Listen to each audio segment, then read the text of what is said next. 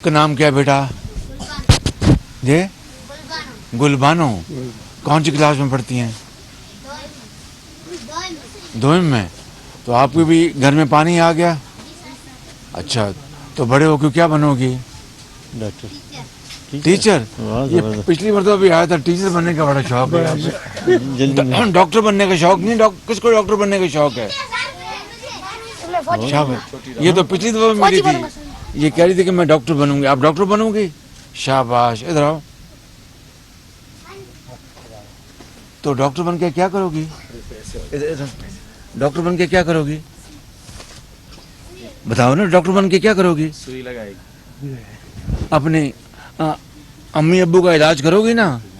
भाई बहनों का भी? शाबाश। और कौन डॉक्टर बनेगा? आप डॉक्टर, इधर आओ। शाबाश। मैं फौजी बनूंगा। हाँ, फौजी बनूंगा। क्या बनेगा? फौजी। फौजी बनोगे? भैया फौजी बनने का तालियां लगाएं इनके लिए। आप क्या बनोगी? डॉक्टर। तो डॉक्टर बन के फिर क्या करोगी? अब्बू की दुआ करूंगी, अम्मी को, भैया को। शाबाश, वेरी गुड। बस फिर इंशाल्लाह 2 महीने बाद मैं आऊँगा और फिर आके आपसे नए स्कूल में आपसे बातचीत करेंगे, ठीक है? तो फिर नारा लगा दो, पाकिस्तान जिंदाबाद, कायदे आजम जिंदाबाद। शाबाश।